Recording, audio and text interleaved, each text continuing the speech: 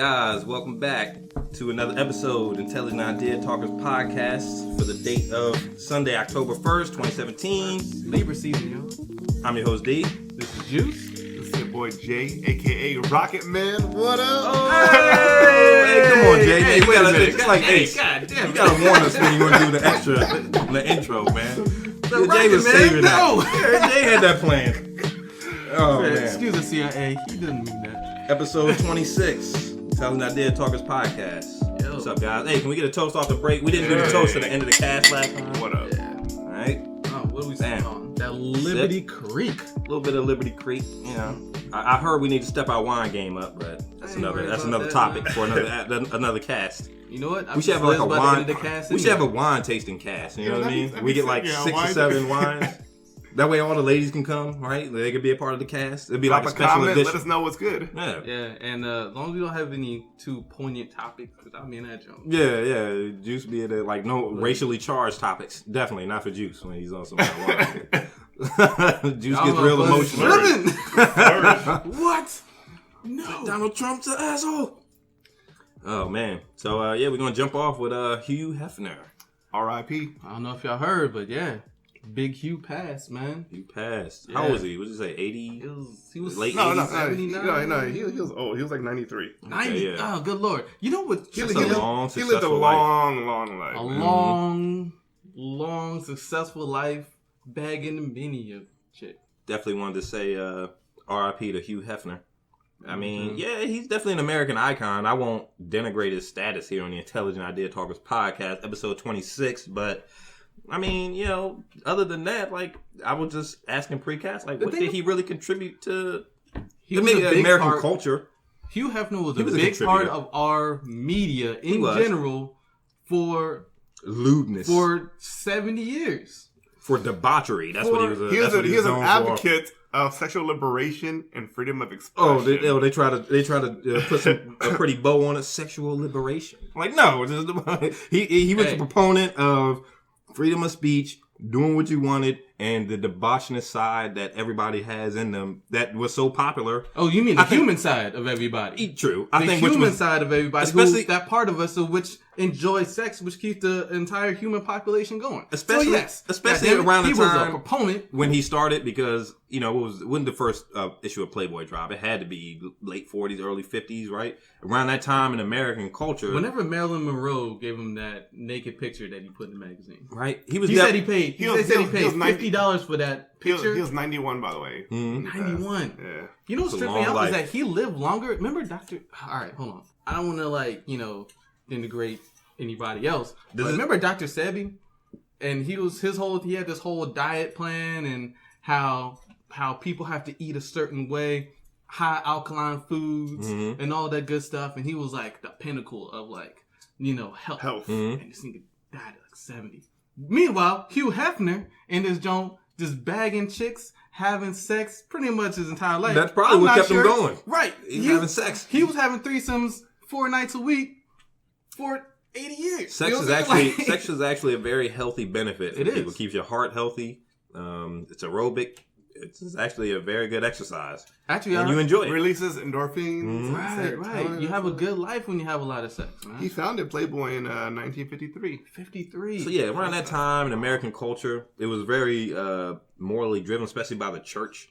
And like he gave people a release to that repression of that, like you said, the human side of themselves, where they like sex and they want to see, scantily clad women and physically fit men without feeling guilty, about it, and or ashamed. There's nothing to feel ashamed about even now. I mean, it's human nature, Like who does not like sex?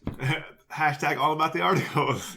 He has some great articles. Actually, you know what? Very forward-thinking articles. And who has not seen the Playboy? That was our generation right there. I read that his first article or his first issue actually didn't have an edition date or anything of that sort, because he didn't think that number 2 would ever come out. He thought it was going to get shut down immediately. Because I mean, imagine the backlash that was at him of course. Back in 1952 or 3 or whatever.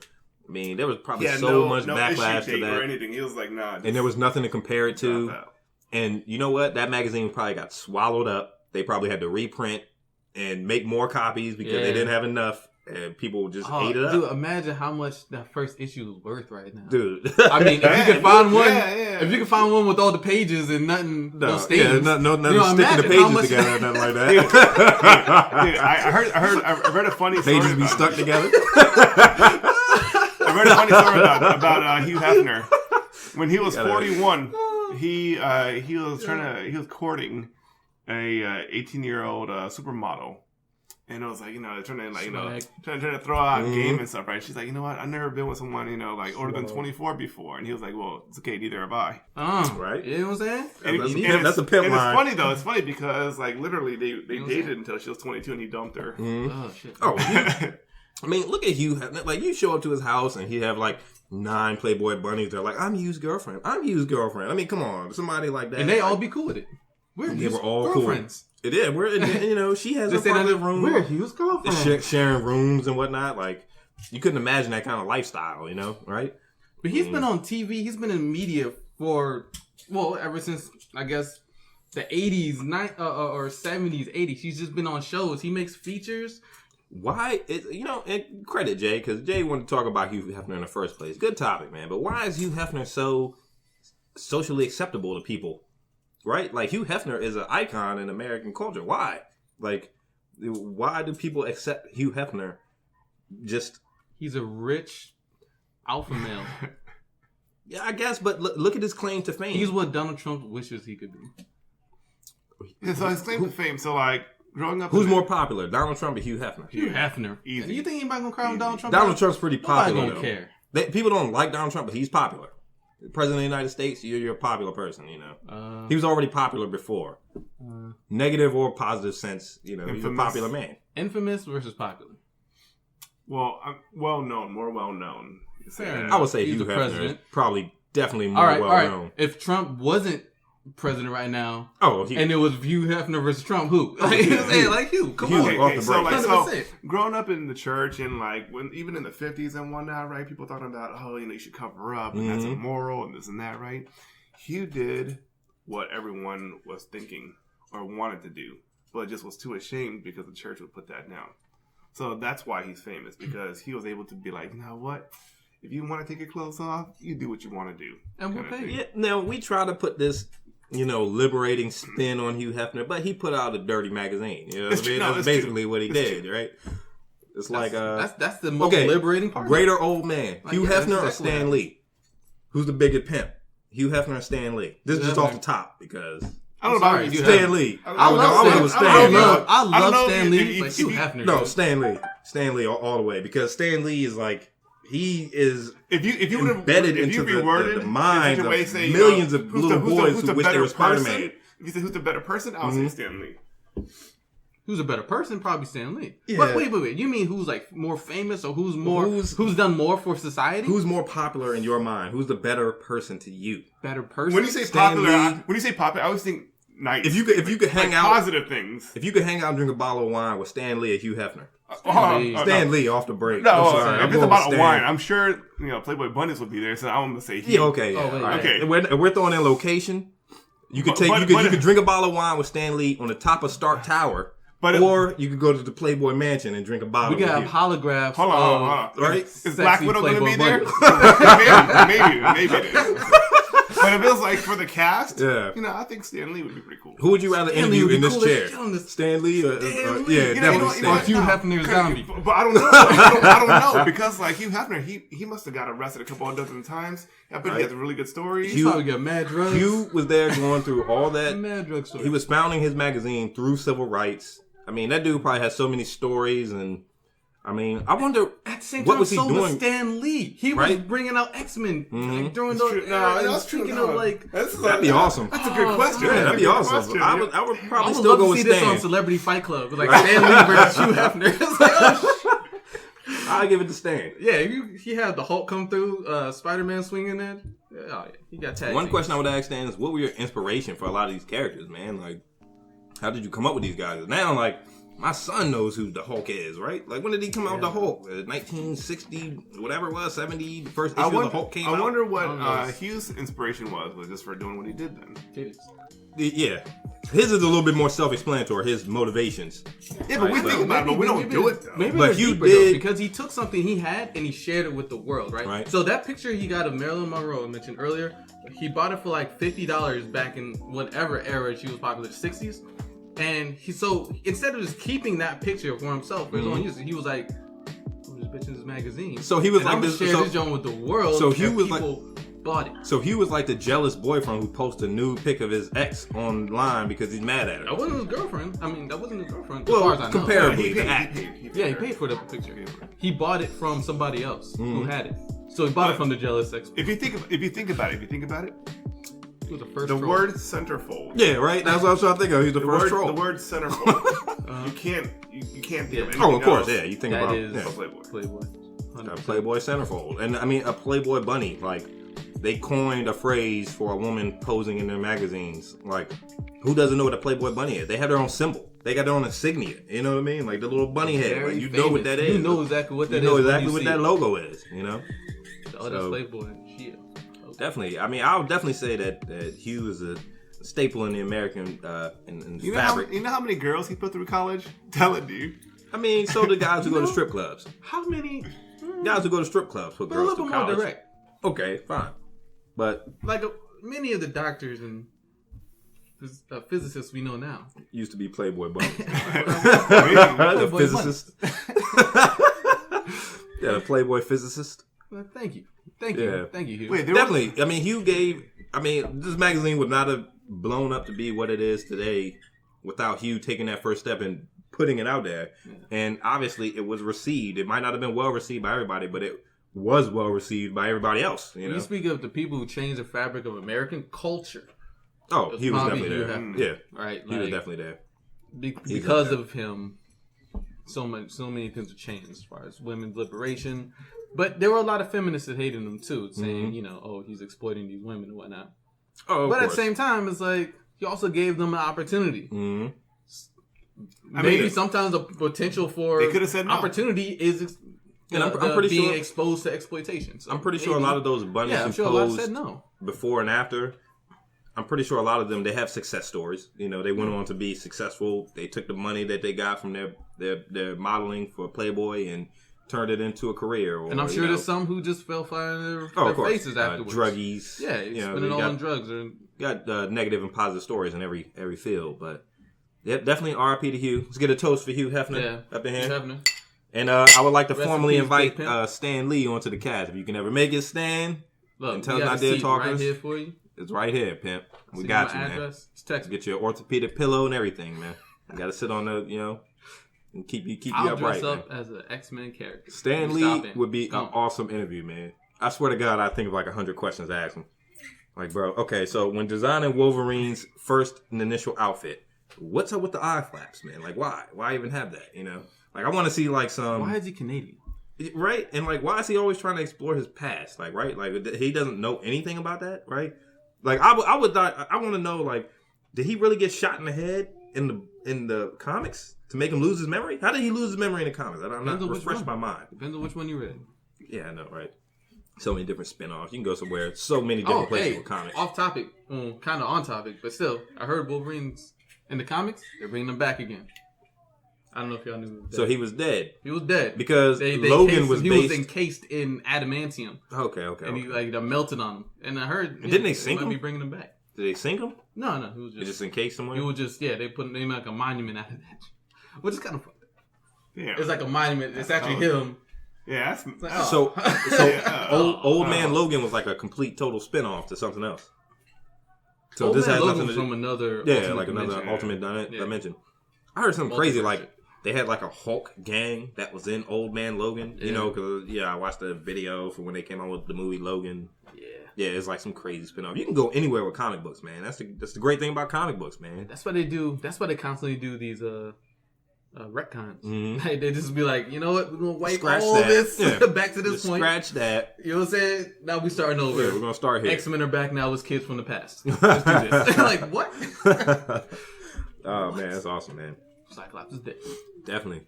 And topic 2, definitely R.I.P. Hugh. I guess it's Puerto Rico. Yeah, man. We had a lot of crazy hurricanes, man, coming through. Scary, man. We had Harvey first, and then... This area, man, I always say we're really sheltered, but especially even weather-wise, we don't get a lot of crazy weather in the Washington D.C. corridor of the country. A couple of years ago... Knock on wood, thank you. A couple of years ago, we had that earthquake. We did.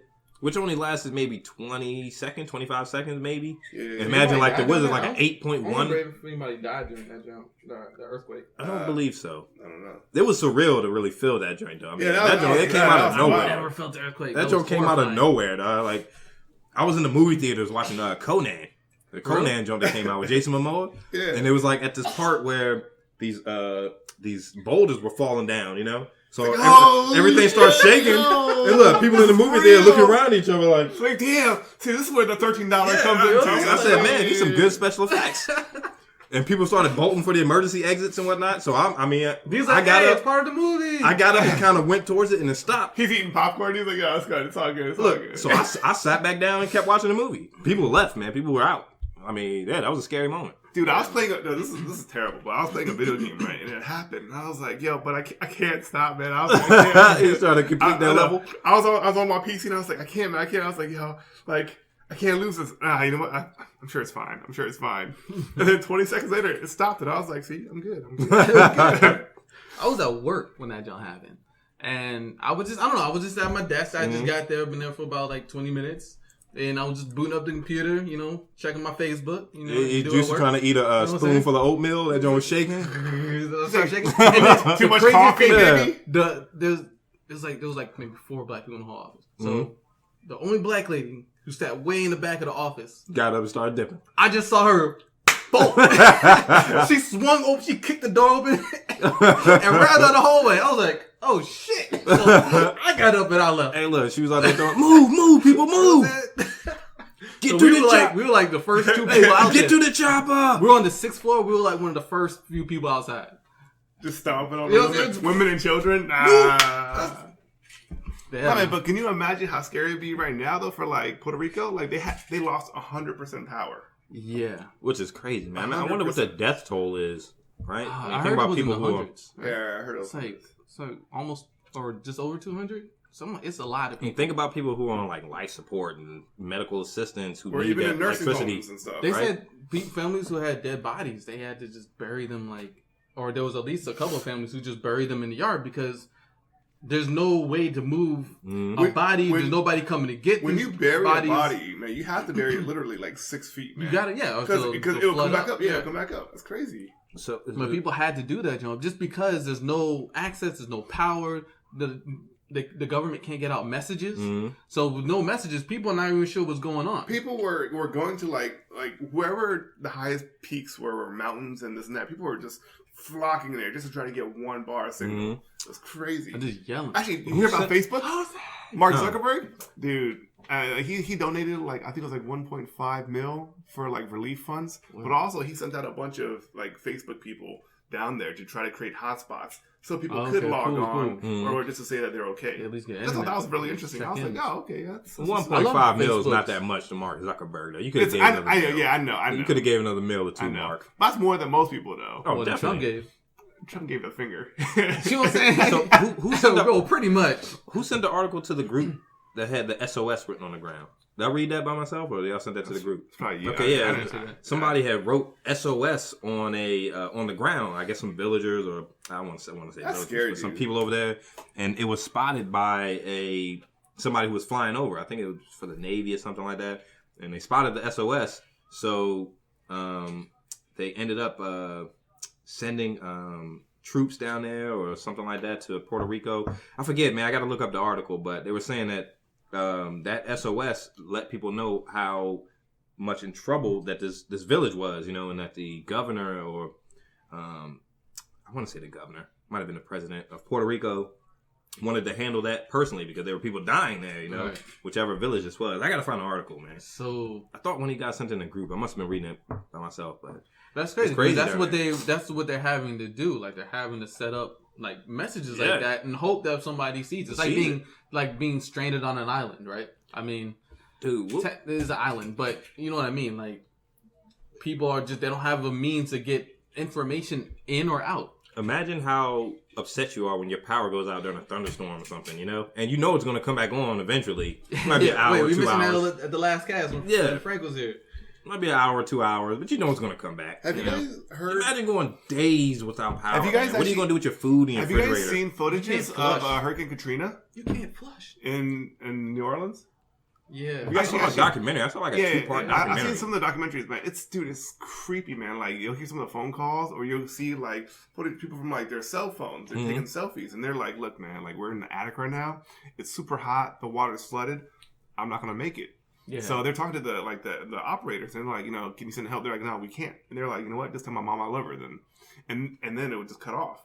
That's creepy, right? It's sad, man. But that's only a small part of the United States. This entire country's going through that. Yeah. And then I'm just like, man, like, really? It makes you wonder, like, how does... we said it last cast, the society is so fragile, but the infrastructure, man, like... How fragile? I would imagine Puerto Rico would be a little further along than most. I mean, like, imagine people their like economy's been shot, so they're not doing very well. They owe a lot of money, right? For the next couple, even a couple decades, man, they're done. Yeah, they would default. Yeah, because even if you go to Puerto Rico, right, most people tourists. The country is just bankrupt, right? Yeah. Now that there's no tourism there, that's it. That's it. That's a good point. Because going forward, if you look at St. Martin's, if Mm-hmm. you look at some of the other like tropical islands down there, right, their whole livelihood is tourism. Yeah. You know, they'll make little trinkets or whatever, and then hopefully this American sucker's gonna buy my $3 like whatever keychain, right? But if all that's destroyed, tourism is a huge industry. Exactly. So like that's it, man. That's why monsters like the NFL. You know, we crow a lot on the NFL, and we're definitely going to. We're going to touch on the NFL a little bit later in the cast, but people want to hate on them. They bring a lot of business wherever they go. You know, whenever these games happen, any game today, you have 80,000 people that congregate into the stadium, and then all of a sudden, they leave out of the stadium. What are those 80,000 people going to go do? They're going to spread out and spend more money. They're going to buy, clothes. They're going to buy food. It's a major boost for your economy. Now, imagine missing that for a whole country's livelihood for weeks and months, There's no people coming to spend money there, Yeah. I mean, people are not eating. That's even if you look at this day to day, schools and hospitals are gone. Mm-hmm. So like that sets their economy back. That sets their generation back a couple of years at least. Because then like who's educating the kids? Like where do you get the medical equipment then for their hospitals? Libraries are gone. Yeah, like they really have to start over. If you want to put it in a positive light, it's a way for you're able to see how people have used their money to help these philanthropic efforts to helping the people in Puerto Rico. Man, like I heard about Pitbull, right? Pitbull sent an airplane. Yes. He sent an airplane down there to take people who had cancer and take them to the States so they can get help, right? And there's countless other worldwide, right? There's countless other people with money who are because FEMA you're right. They spend a lot of money true. On the Florida, and they spend a lot of money and resources on Texas. Yeah. So they're kind of drained at this point. Mm-hmm. And when you look at it, let's say another hurricane comes up, I'm pretty sure it's gonna happen, right? We've had it back to back, right? Dude. 4 or 5, right? So we have all these huge offsets of money just going into these efforts. So we need people to be able to put in and contribute and kind of crowdsource the recovery of these places, man. Yeah. I mean, and not to switch topics or take away anything from Puerto Rico, but we still have places that are fucked up in New Orleans from Katrina. We still have like Flint, Michigan. We still have like other. Like, none of these are 100% solutions. But the thing is, like, it's not being addressed. It's kind of like this is like I hate to say flavor of the week, but like, oh man, this sucks. Oh man, everyone tweet about it, like it, share on Facebook, this and that. All right, cool. Donate a couple bucks, and then next week, that's it. That's the media monster, man. That's the social media and just the regular media monster. It's just the flavor of the week. What do we care about today? And then next week it'll be something else. And you can't really blame us because that's kind of that's kind of what the beast. It's just the nature of it. That's our generation. Instant gratification. That's what we want. Life goes on. Catch our attention. I remember when we talked about Flint. We were like, oh, it's been 3 years. And we're like, wait, whoa, 3 years? Yeah, exactly. And they still don't have water? What? It's crazy. How do you not have water for 3 years? We'll ask Puerto Rico in 3 years. Mm-hmm. I know, right? I mean, I think as a whole, I think that if you look at like the economics of the world, like the large majority of money and wealth is just being gathered into the hands of a few. I mean, when you have somebody who's worth $30 billion, that's more money than a country is worth, like Puerto Rico doesn't have $30 billion right now, but you have one man who is worth that much money. It's ridiculous, man. It's ridiculous. Like you can cut that in half and be worth $15 billion and still be most wealthiest men. Because they're men. 3 most wealthiest men. They're probably worth more than like the 3 bottom countries. I mean, that's crazy. Yeah, that's true. You have one person. That's something like wrong with society when we allow that, right? Because there's no way a country should be bankrupt and poor, and I don't know, man. It's just you have poor places in America. You got poor people out in the street here in Alexandria. What happens when a country gets bankrupt?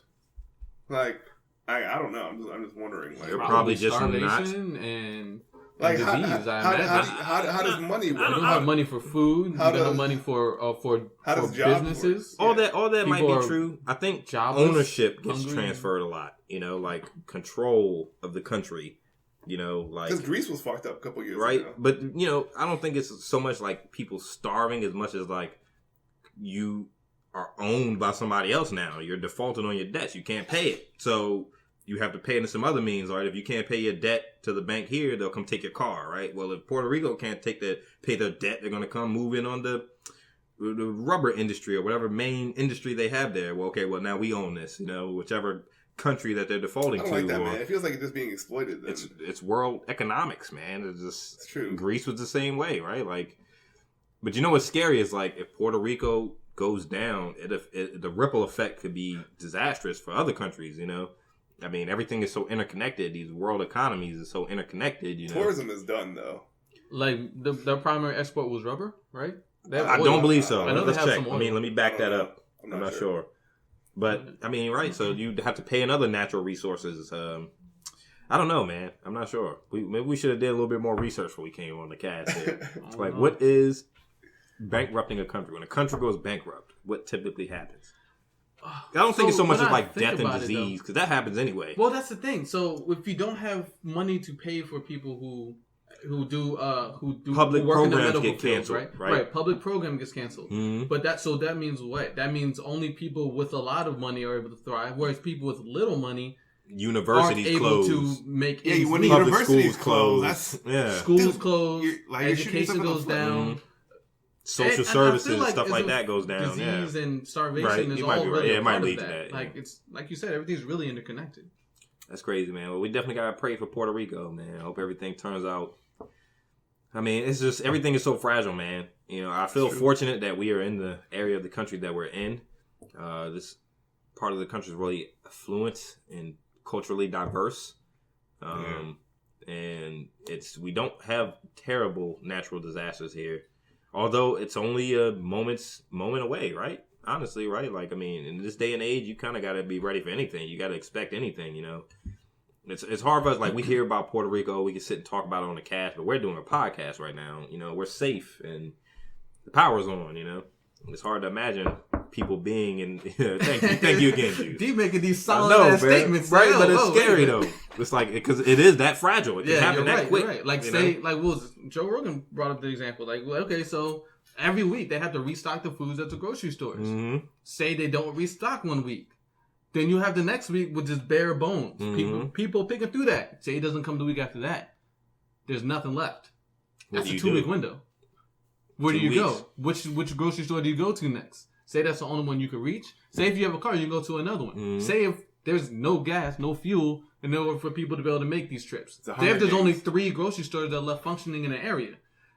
Everybody's going to these 3. How long is that going to last? Dude, I was reading up on Puerto Rico, man. Puerto Rico at night is crazy. I heard that because it's so pitch black, you can hear gunshots because people are getting scared. They're getting robbed. They have like a 7 o'clock curfew right now. Yeah, no, it's crazy. Or it's like 6. It's early. Imagine having kids, dude. Yeah. Like in that situation, it's already hard having kids. I'm sorry, but you keep your ass in the house. Yeah, you're not going out. You go. Yeah, but you have to though. Sometimes for food. What was it? The Purge? Water. Yeah, the Purge. Nah. You stay ass in the house. It might kind of feel like that in a little bit, man. It's like people gonna be coming to your house trying to get you. You know? Yeah, it's if scary, they man. see any kind of light, they're like, yo, they got power. They got something. They got something, right. It's scary, man. When I mean, you're people get right. hungry.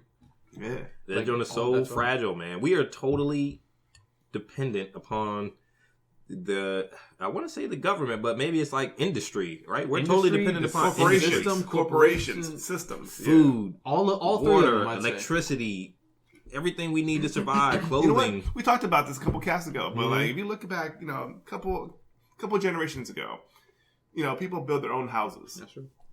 People were able to like plant their own, food supplies. I don't know the first damn thing about building a house. No, exactly. And the thing is, because we started, I would not even know where to start. I was like, if you had to build your own house, what would you go buy? No, but what about Would you go to the electricity? store and buy first? What about electricity? I don't know. Wood? I don't even know how that shit works. I have no idea. I have no fucking clue. I mean, I don't just hammer wood. Like, you don't need no nails? Then I'm good. What are you hammering? I don't even know. I don't even know. He just banging rocks and sticks together, man. It's not even a hammer. Trying to start a fire. Oh man, yeah. So people, crazy.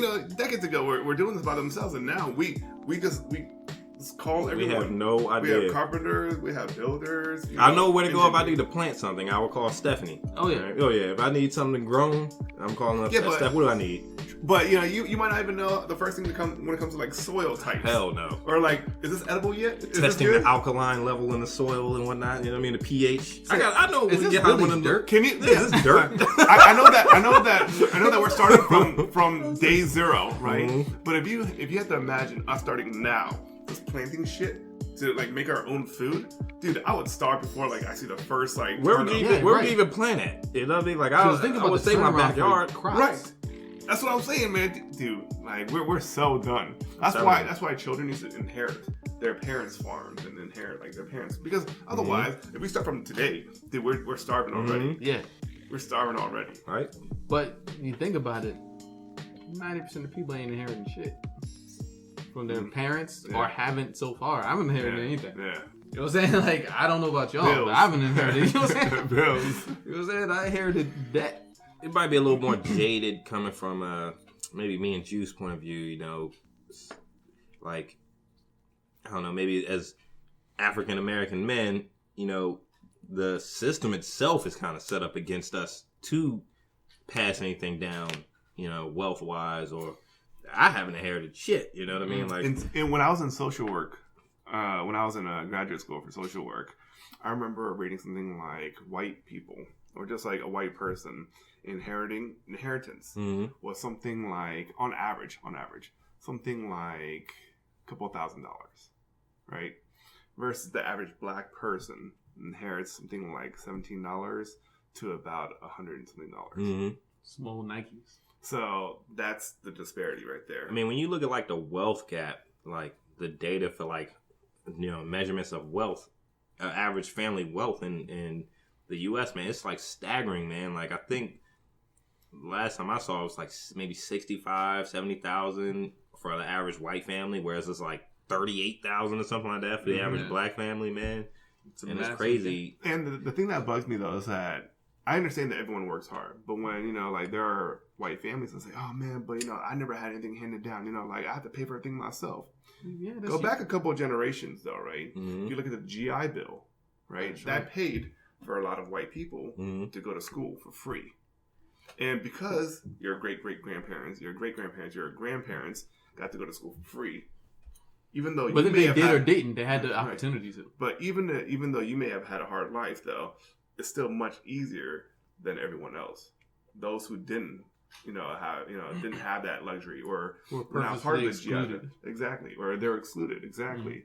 So again, like you might have to work hard, but let's go back a couple of generations and see how hard your grandparents worked. When are we gonna have a cast on reparations? We're gonna talk about this. Not today, but I feel like we're on the Native American side a lot. Native Americans have gotten certain reparations to them that I don't think have ever been afforded to black people of this country. I mean, how do you repair something like 13th Amendment or something like that, right? Like, how do you make reparations for something like that? Like, you were arresting black people for free labor in jail, and like, how do you make amends for something like that? You know, Money. I don't think money is going to do it. You generationally destroyed families. Maybe in a couple of years, they'll do something more then. Because it took a long time just to get like Native Americans some of their ownership, some of their recognition. Mm-hmm. Black people slowly coming around.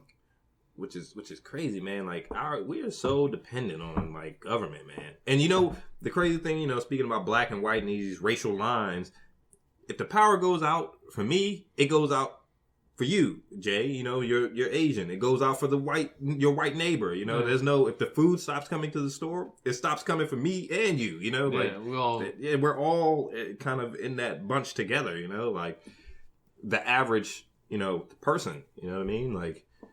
You're not part of the controlling elite. We like to group. I know we ain't got no generators. You know what I'm saying? We like to group white people. We like to say white people. I got like 2 candles. I'm gonna eat my ramen just like straight up crunchy. You know what I'm saying? Like, nah, ain't no hot water for that. Hell no. I don't know if I could do no straight up crunchy ramen. I need my shit boiled. I have no problem with that. Yeah, I just mess with that. Just about powder, shake it up. Good, yeah. That's ghetto Asian popcorn, yo. When I was a kid, crush up some ramen. That's ghetto Asian popcorn. Put some hot sauce in that. So y'all got the movie ready? Yeah. See, I don't like all that. Ramen. I don't like all that extra stuff in my ramen, man. I don't like vinegar and hot sauce. I want the seasoned packet, man. That's all I want. Just put the seasoned packet in it, shake it up. Water. Y'all need to do this. Y'all like soupy ramen, or you like just watery? Like just has to have a little bit of water, but not like a bowl full of water. Do you keep all the water that you boil it in? Not all of the water, but I do have soup. It's a soup. Yeah, I got some prawn. Yeah. I don't just eat it like just noodles and seasoning. Like that's what? Just, no. You put hot sauce on it? Wait, what? What do you put on it? No, dude. All right, so y'all want to know my ramen? Y'all ready? Your ramen jar. Here you go. All right, work. So. You take some frozen veggies, right? You throw them joints in the water. You boil that. Right, let me stop you right there. Okay, that's too much, man. I'm gonna keep 3 minutes. All right, that's all I want. You throw in the packet of ramen. You know what I'm saying? Throw in the packet, you throw in the noodles. Then you take an egg. You crack that joint. Put it in there. Cook that joint up. Ain't nobody got time for all that shit, man. You do you want noodles or do you want dinner? You want dinner. You're like, all right, I feel good about this. I'm making dinner right now. You done? You know what I'm saying? A little bit of cilantro? Yeah, he throw a little garnish on top of that joint. Like, whatever, man. Get out of here with that. He throw like a perfectly sliced egg and splay the egg out over the joint. Yo, real talk? The egg is banging. I'll give you that. The eggs is good. But, I mean, come on, man. 3.5 minutes tops. That's all I want to spend making my ramen, man. I don't need to spend the frozen veggies and all that. Although that does sound interesting, though. Hey, try it out, man. I'm telling you. Don't knock it till you rock it. Yeah, man. You be like, oh, okay. Right. Back in the day, I used to hate vegetables. Now, man, there's almost nothing better than just some mixed vegetables, right? Like just string beans, carrots, like... That's because all the processed food that we eat. That's because everything that's advertised. Sometimes your body kind of craves a release. Like a different. It's so scary, like the way our food is treated, man. The food industry. We need to have a cast on like the food industry. Like this, what is real? Scary. How much of this is natural? Right? Because when you have juice, it's like how do you avoid 3% juice? It's like that's not juice. And I mean, stuff like soda and stuff. How is this stuff legal? I mean, they have stuff that's legal to sell here that's not legal to sell in Europe. Like how is that possible? Fructose corn syrup? Yeah, high fructose corn syrup. Yeah, how is that possible? No, actually, you know what? I was talking with my wife about this the other day. Like when soda is cheaper than water, right? That's messed up. Or they're the same price even. Yeah, no, like why is water the same price as soda? No. I don't get it either. But it's scary, man. Yo, on high fructose corn syrup, I have a little theory, and I'm not sure about it because it was an experiment that happened on accident in my refrigerator. Okay, go ahead. So we had left some corn in the refrigerator, right? From some sweet corn, right? Mm-hmm. And it was just in there for a long time, and it was just got old, right? So we took it out, and it was just like old ass corn. Right. But at the bottom of the joint, it was a puddle of syrup. So I was like, taste of that joint. It was sweet. I was like, oh, no. That's what high fructose corn syrup is. This old ass corn. I mean, juice. Corn though. Is corn juice? Corn in general is really cheap. But the thing is, I think that the corn industry, is just kind of an easier way to make money, whether it's, the selling corn in general, but then all the byproducts of that that's turned into something that's not wasted. High fructose corn syrup. And we can upcharge They just squeeze the shit out of corn until you get corn tears. Corn tears. It's like when you have... That sounds like a Native American sad movie. The way the food industry is set up, it's like when you have farmers who get legally choked out of their farmland so that they can't produce organic food, so that a company can take over and make this genetically modified corn juice. It's like, this shit is crazy to me, man. Like, they're gonna kill us, man. Like, I shouldn't have watched that documentary. I knew it was a bad idea when I turned it on. Keep us alive long enough to buy shit before we die. Do you remember Super Size Me back in the day? Lack of nutrition. What was it? Super Size Me. Yes. When he was just eating just McDonald's. Oh, yeah. That's all it was. Do you remember back in the day how we used to have super sized fries and a gallon of Coke for you? Man, after that, they took it all off. Now it's only large. They don't have super size anymore, do they? Yeah, no, they don't. It's cool. I'm just trying to get a medium anyway. Yeah, Oh, man, it's scary, man. The food industry in this country. And it's like, what are you supposed to do? Because you have to eat, right? Like, the average person, you have to eat. You got to feed your family, too. Economically, you might not have money to go to Whole Foods and get the organic, unmodified butter. But then right? Butter, but, so you might have more money to go to Walmart. But then when you get the cheap stuff, though, it's poisonous, right? It's cheaper, but that's why. And also preservatives. We need that in order to get food around to enough people and have it last long enough so they can eat. Right. So it's like you have a population versus a quality of food situation. Actually, no, that's true. If you think about it, back in the day, we had milkmen. Mm-hmm. We used to come around every other day and that with just fresh milk. But now, with stories about milk are scary. The crap that we put in our milk now, right? They last for like weeks on end. It's like, I don't know about that, man. Man, that shit is like disgusting, dog. It's like you got to eat a bowl of cereal like with your eyes closed, almost. Like, damn it, I can't even enjoy this. Like, it's like let's just cinnamon toast crunch. Yeah, you know what I mean? Like, that is. Let's move on. So here's the thing. All right. You want to talk about the milk plus? Okay, we're not gonna talk about the milk plus. Moving on. But can you imagine putting like goat milk? Donald Trump, huh? Could you imagine putting like goat milk in your cereal? Right? If you could get a gallon of goat milk, would you pour that in your Cinnamon Toast Crunch? I would try it. I would try it too. I would try it. Hey, we don't know. I'm picturing the shit out that, John. But I heard it's supposed to be healthier for you. Goat milk. I heard it's supposed to be healthier. It can't be too thick. Yeah, but imagine the first dude who tried cow milk though. What were you doing? But see, I heard cow milk, in its original state, is different than the one we get in the gallon. I'm sure. They add so much, stuff to it, right?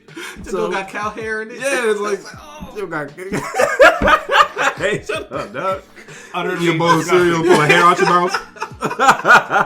You drink a glass of milk ew.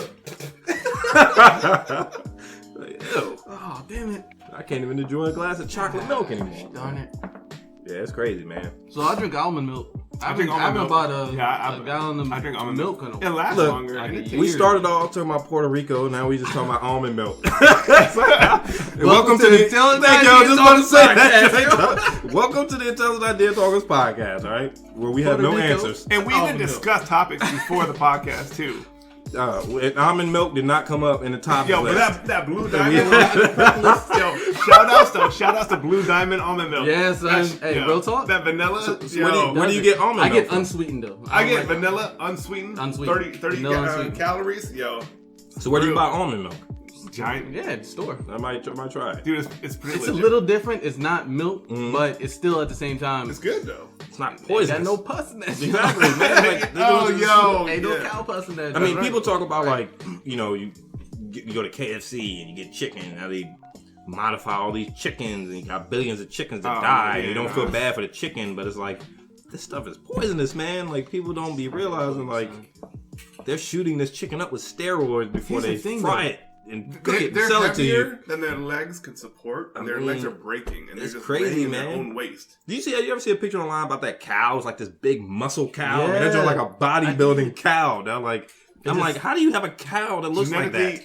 genetically engineered. Shoot that gentleman with steroids. They breed it. They breed the genetics of this cow, the traits, and they're like, all right, that cow GMO steroid induced. That's why if you look at Kobe beef, right? Mm-hmm. It's all they track the breed. Mm-hmm. Like, this cow has great genetics. This cow is also great. Let's continue this one. I had to treat the Kobe beef though like really good. Like they like first of all, they play classical music, so the cow is just calm, right? It's like soothing. Then they bring in the nail gun. They feed it beer and stuff. They soothe it with the classical music. Like, and they that's right. They'll also massage it, dude. Every day they massage it. Yeah. They get better life than most of us. Right, they get massages. They massage the fat into the. How expensive is Kobe beef? It's pricey. It's pricey shit. Okay, so it's like something they do in Japan, right? So, it's only in Kobe, in Japan, that you can get certified. Otherwise, it's Wagyu beef, right? And I've never had it. I definitely want to try it.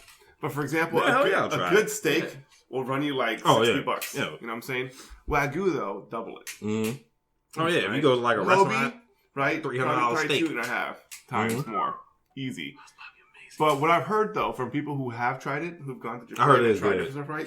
They're saying just an average Kobe steak is better than your top of the line steak here. I believe it. And I was like, really? They're like, dude, here's the thing, man. Meat is good, but I don't really eat meat like that anymore. But sometimes I'm just like, yo, it's good, man. But just the process stuff so much. The process sucks. But here's the thing: like, I'd be so down if we can, like, if I hunted and I was able to hunt my own meat, like I would eat an elk. Like real talk, like straight up.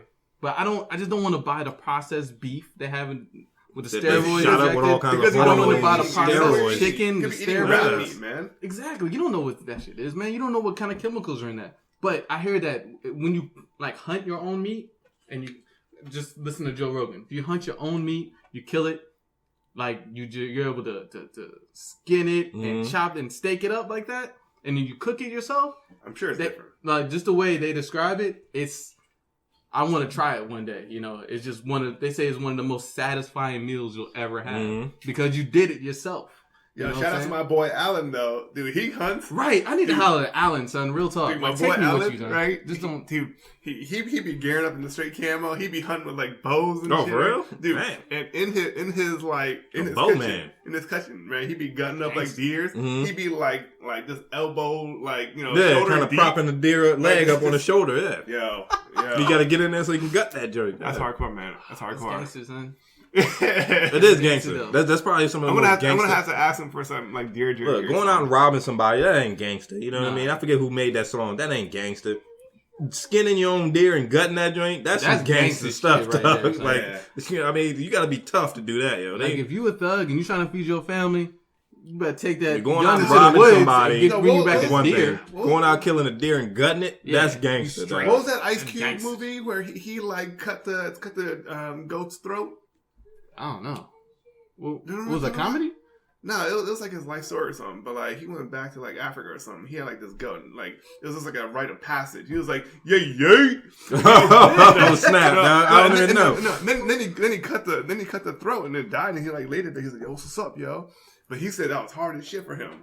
Oh hell yeah! It's probably hard. Well, you're not used to seeing blood. You're not used to killing. I can't remember the movie. I gotta find it for you. I gotta send it. Man, I caught a cricket the other day and let it outside. Could you imagine? I don't know how I'm gonna kill a deer. Little spiders or something. I'm getting that little cup. You know what I'm saying? Well, no, I'll kill a shit of a spider. Oh yeah, man, the spider, bro, dude, they kill all the other insects for you, man. I know. But speaking about your bowman friend. Legs I can do. First of all, props that he's a bowman because it's easier to use a gun than a bow. You know, you use a bow hunting. Fell out of a tree with a knife though. That takes skill. That takes skill, but real talk. Yeah, I mean it's and strength too to be able to draw a bow. Of course, with the strength to kill a fucking elk, 100 meters away. Mockingbird up in here, yo. You know what I'm saying? That's wild, man. Shout out to your friend though, man. That's Alan, awesome, man. Yo, take me with you one day. I'll watch you guys. I'll watch you guys. Instagram story or like Facebook Live. I'll watch you guys. I don't want to go. I ain't down with that. Yeah, like I'm more of a gatherer kind of guy. You know what I'm saying? Could you imagine like peanuts? These are probably peanuts. I'm good. I'll eat this. I'm good. We've all seen deer up close, right? Like you've seen a deer up close, right? Like imagine hitting a deer through the neck with the arrow, right? And you walking up to the deer, but it's not dead yet, so you got to slit its throat.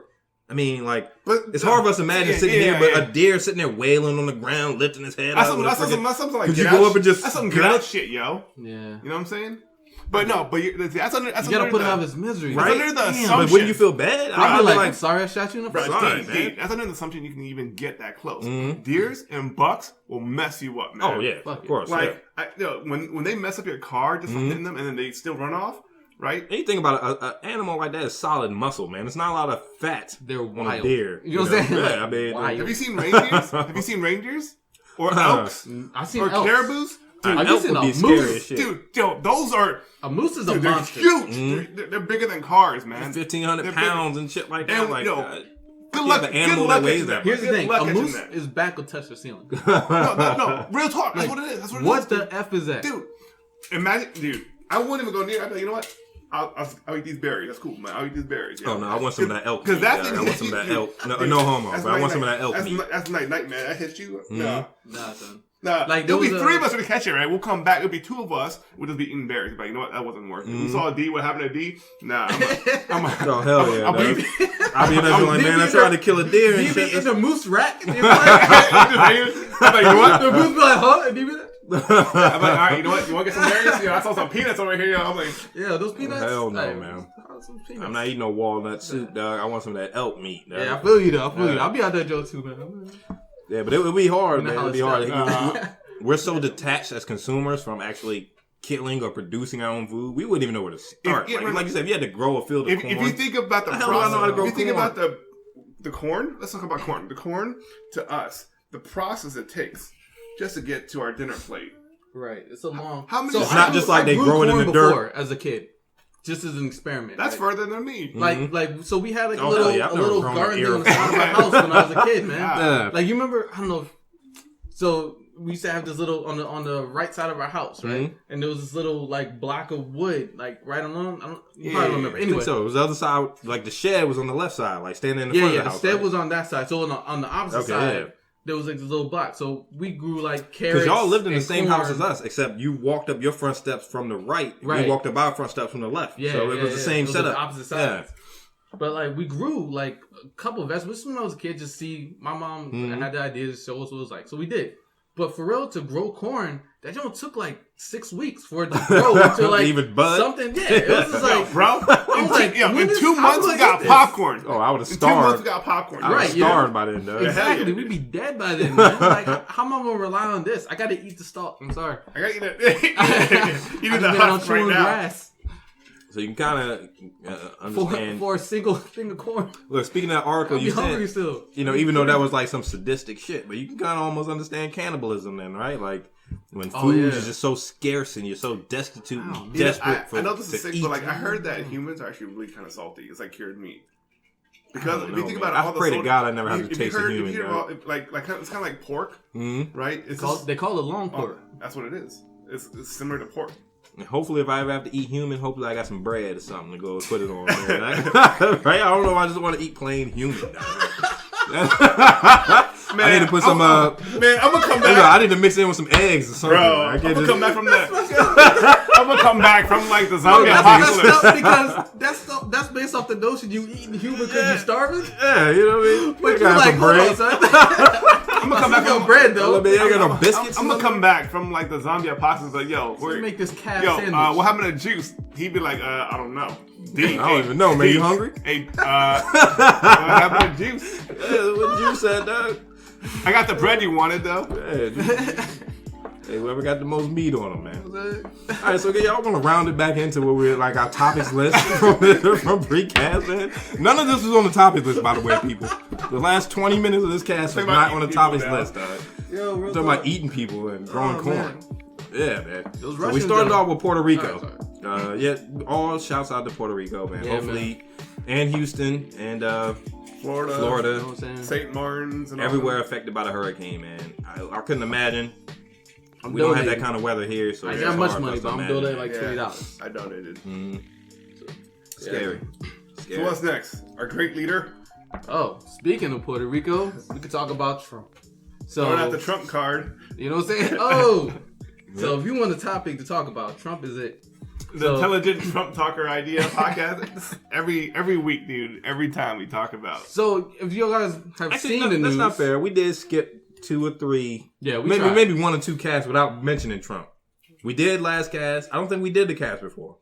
I don't think we mentioned Trump. We went at least a cast or 2 without really. Did we talk about last bringing him up? Did we? We might not have. I don't remember. I don't think we did. All right. Well, anyways, go ahead, Juice. Go ahead. Juice. So I don't know if you guys saw, but of course Trump had there was, I forgot the name of the act, but anyway, Trump waited a long time to send relief and aid over to Puerto Rico. Then even in doing that, in his defense, so did Bush with Hurricane Katrina, and we saw how we treated Bush. Yeah, true that. So I mean, I just believe he should receive the same criticism. On top of that, there was an act in which could be withdrawn that would allow ships from other areas of location to bring aid to Puerto Rico for, I think, reduce the tax rate. But because of businesses and other corporations not wanting to lose that profit, he did not rescind that act until earlier this week, in which he only gave it a 10-day grace period. So I bring all of this up to make a point in which I believe wholeheartedly that our president, Donald J. Trump, is a textbook case of a sociopath. Sociopath. That's been, you know what, like, there has been social workers and clinicians who have diagnosed him as a clinical sociopath. So the definition of sociopath, based on Google, sociopath, a person with a personality disorder manifesting itself in extreme antisocial attitudes and behavior and a lack of conscience. So I recently just finished a book called The Sociopath Next Door. And as I was going through the book, every time they would mention certain aspects, I would immediately think of our president. Aspects such as a lack of empathy, keeping only valuing people with a beautiful physical presence and demeanor, the way he his irregular speech patterns, his inability to make like complete sentences that actually make sense. Like we're not professionals. Like we're just doing a podcast, but every one of us speaks better than Donald Trump. Mm-hmm. So things like that. Yeah, Donald Trump is. I don't know about speaks better. I mean, I'm pretty sure he can. Donald Trump behind closed doors, right? Do you think he's the same man that he is in front of the media? I don't know. I don't know if he's the same man, but he's definitely not. I would imagine he's a little more well-spoken. Articulate person. He's definitely not articulate. Wait, no, but he gives rambling. Look, do you think all of his speeches aren't scripted? When he has to read a teleprompter, I think he kind of ad-libs a little bit. Yeah. But here's the thing. If he's giving these long rambling speeches, which he'll talk for hours at a time, I would argue that is his behind the scenes personality. He's not putting on a show when he's doing that. That's just him being himself on stage. And he speaks this way. He speaks in this rambling, non-topic oriented way. So as I was which won him the I hate that I'm always sounding like I'm defending Trump. I'm like the Trump defector and whatnot. But it definitely won him the presidency. We need to explore all that. That rhetoric, that way of speaking. Yeah, maybe he's definitely a sociopath. But in his defense, like I'm always want to do, he was probably this way before he was even president of the United States. So, you know, people elect you because they track to your type of personality, and I guess he attracted enough people that, you know. Unfortunately, that's another characteristic of a sociopath. being incredibly charismatic, right? Mm-hmm. So I've watched Trump speeches. I've seen 2 Trump speeches that I watched the whole thing. Is Trump charismatic? I don't know if he's charismatic, but he's entertaining. He is entertaining, which has charisma. He might be, and for people who are apt to bend knee to people of authority, he is charismatic. Well, you got to say bend the knee. I'm sorry, but that's I'm sorry. That's the way it came out. Anyway, so there's this Yale study that was mentioned in the book, which kind of to me explained Trump supporters, right? Mm-hmm. So the Yale study, I don't know if you guys heard about it. It was a study done, I think, in like the 80s or something, where they had these students come in, or these arbitrary people come in, right? And their goal was, they were told that they were there for the purpose of trying to experiment to help a person learn a sequence of, I don't know if it was sentences or words or an equation, whatever. And every time they had the person who was supposed to be learning the sequence, who were actors, every time the subject saw the person got it wrong, they had to hit a buzzer to shock them, right? So it was like like trial by fire. So they had to shock them if they got it wrong, then they would try again. And every time they would mess up more, they would increase the level of the shock, right? Right. So as the experiment went on, the conclusion overall, without making this too long, the conclusion was that as long as there was a person of authority given the person who was shocking the person who was supposed to be learning the sequence, as long as there was a person of authority telling them to proceed shocking, that 90% of people would proceed shocking the person no matter the level of anguish or pain or damage the shocks were doing.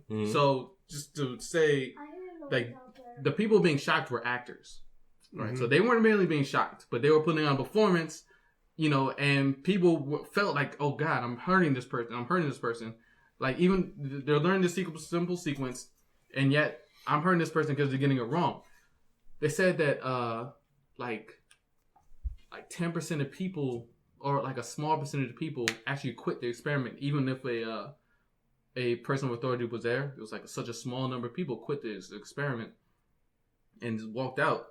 Or 90% of people continued along as long as a person of authority was telling them, like, hey, do this. So that the overall conclusion was that the people have a tendency to bend to authority. And I don't want to say bend, I just can't think of another word, but to go along with authority as long as they're able to push off the responsibility of their actions. So earlier before the cast, we were talking about we talked a little bit about the Holocaust and like the people who were putting people in the concentration camps, or putting them in the ovens and those the gas chambers and stuff. Right. So we always wonder, like, how are people able to do this? Like, how can you rationalize? But the thing is, like, you know, if you didn't do it, someone else would. And then you might be a traitor. You might be seen as a traitor. But how does the person who's doing it rationalize? Like, you just because they were able. I think part of it was because they were able to push off the responsibility of their actions. I'm not doing it. Saying they were deferring to. Yeah, exactly. Yeah, they were deferring to somebody else. Talk to management, yo. Exactly. Talk to management. You know what I'm saying? It's not me. I'm not in charge here. And I see that kind of manifesting in a lot of Trump supporters, where like, oh, they welcome people who are willing to hate and who promote like negative opinions or whatever. Like, because Trump is there inciting these actions, they'll be like, oh well, I mean, hey, it's okay because this person of power and authority is doing it. So going back to the point of I'm just kind of like lecturing right now. I don't mean to lecture, but yeah, I would definitely say he's a sociopath. It's probably not. Like I said, I'm the Trump defender. It's probably not his fault. He might have had mommy and daddy. Mommy and daddy didn't love him like they should have, and they didn't take care of him the way they should.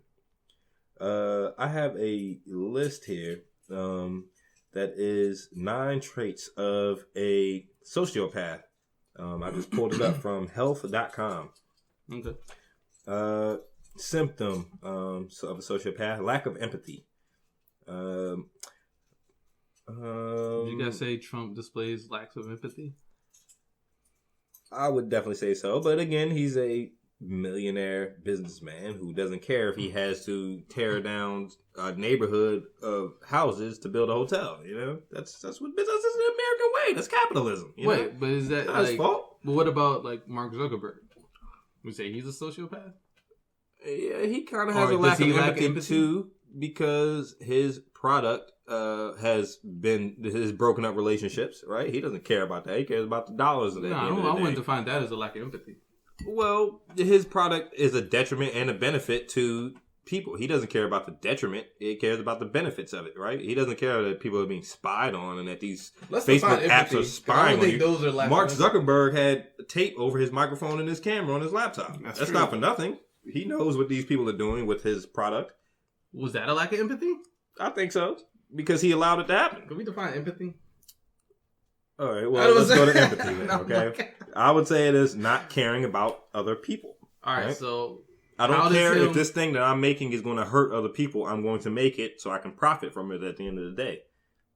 I think that's a lack of empathy. I think everyone has a price. And if you give somebody enough money, they're kind of like, well, all right, whatever. I guess. Yeah. All right, I guess, but is that the same as tearing down a community of houses to build a hotel? No, because they're not. No, you're I not wouldn't say directly that is, affecting right? Like- families, right? You're not directly affecting families. All right, symptom 2: difficult relationships. I guess I don't really know much about Donald Trump's relationship. Although his wife, this is like what, his third, fourth wife or something. He's been remarried, right? Third wife. I believe so. He has shunned a daughter before for voicing dissenting opinions about him.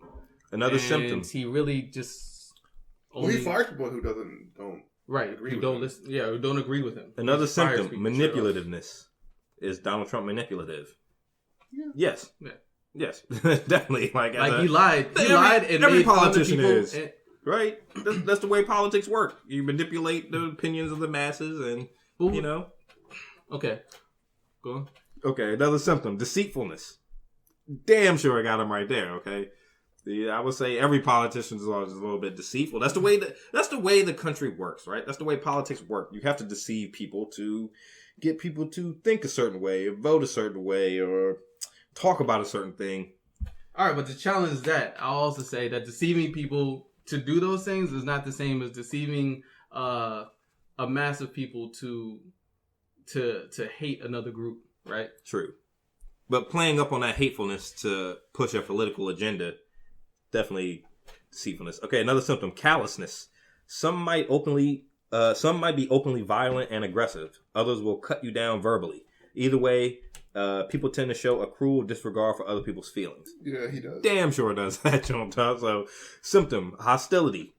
I guess Donald Trump's a little hostile, right? He does, because he told people, he was like, anyone who doesn't agree with me, go beat them down at one of his rallies. Remember, he was inciting violence. Okay, symptom 7: irresponsibility.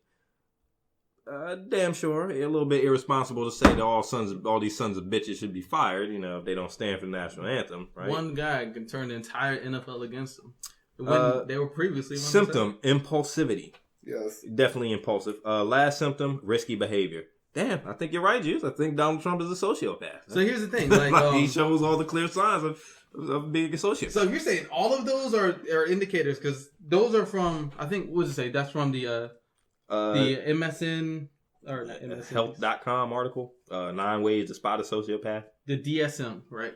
So so a lot of those are similar to the DSM, which is the Diagnostic of Statistical Manual of Mental Disorders 4, right? Which is that's what I use. Right, the manual that helps people or helps professionals identify certain mental disorders. Mm-hmm. So a lot of those, and I have a similar list here: failure to conform to social norms, deceitfulness, manipulativeness, 3, impulsivity, failure to plan ahead, 4, irritability, aggressiveness, 5, recklessness, disregard for safety or self of others, 6, consistent irresponsibility, 7, lack of remorse for having hurt or mistreated or stolen from another person. So they're saying that based on the DSM, if a person shows at least 3 of those, that person should be referred for analysis. I think Trump has at least, if I'm looking at this, he's at least shown 6 of the 7 out of the 9.